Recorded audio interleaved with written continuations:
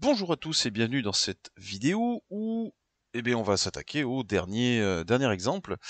Dernier exemple que j'ai un petit peu modifié entre temps. Voyons voir. Hop.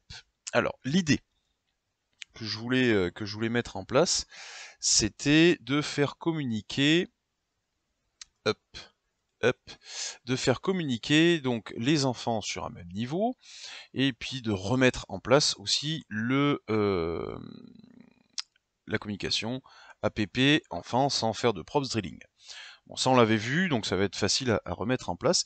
Par contre là, du coup, on a une communication avec deux systèmes qui n'ont absolument rien à voir, à part le fait qu'ils sont reliés avec APP, mais que du coup, moi, voilà, on veut que les deux ils puissent interagir.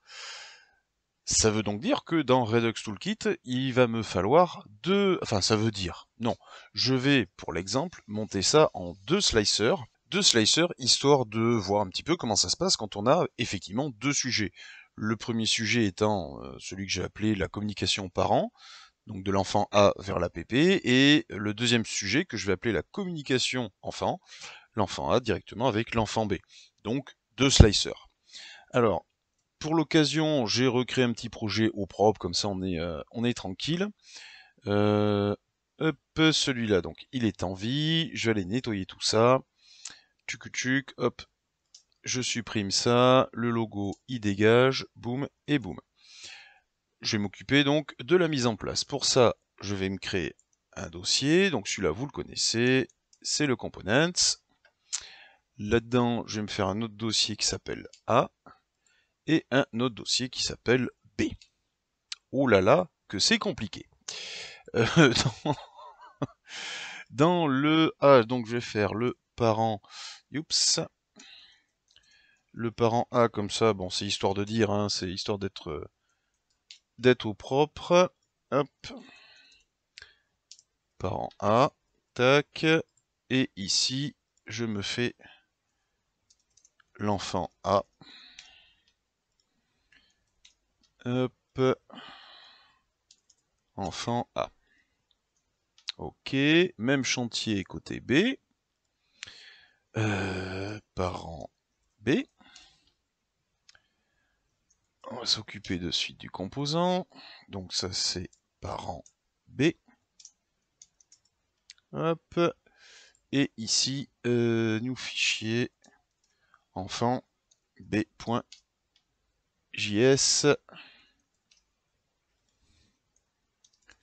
enfant B. Ok, évidemment, donc faut que tout ça puisse correspondre à ce schéma. Donc dans app, je vais inclure parent A, parent B, puis dans le parent A, je mettrai l'enfant A, et dans le parent B, je mettrai l'enfant B. Alors, on y va, hop. Comment je vais me débrouiller? Tiens, je vais faire. Voilà. Alors attention, hein, là même topo, j'utilise les balises pour leur côté style, hein. On s'en fiche de la sémantique, c'est vraiment pas le délire ici. Hop. Donc là, on est à app. Ici, je vais donc ramener, hop, parent A et enfin parent B. Donc, tac, ici, t'es gentil, et donc ici, c'est le B. Hop, ok. Voyons voir, ok, parent A, parent B, c'est cool. Du coup, je vais faire un peu de style. Alors, je vais reprendre l'app CSS, hop. Donc, la section, hop, elle est en width 100% et en display flex. Tac, ça c'est bon. Ok. Ensuite, je vais dire que section et les divs à l'intérieur, donc mes enfants, hein, qui sont des divs. On va dire quoi? On va dire qu'ils ont, hop, une largeur de 50%.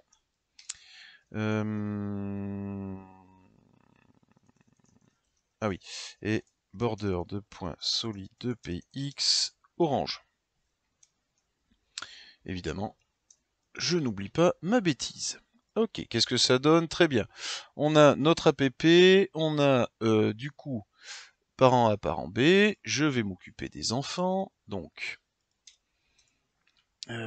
parent A, boum, enfant A. Hop. Bon, là, comme ils sont locaux dans le même dossier, qui vont pas être séparés, je vais laisser le point. Ici, ça fait sens. Tac.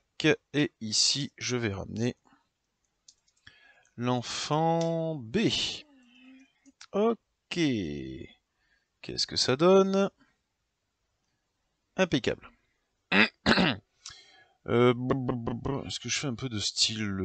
Oui, oui, il faudrait. Donc, hop, on va faire... Alors, section div, et quand je fais une section qui a une div et qui a une autre div, on va faire border solide de px en vert, histoire de dire. Normalement, ouais. Par contre, je vais peut-être réduire le truc. Width 70% histoire de voir. Bon, là, on est vraiment dans le... Ok. Là, c'est vraiment histoire de faire quelque chose. Allez, l'enfant B, l'enfant B, l'enfant B, l'enfant B, soyons fous.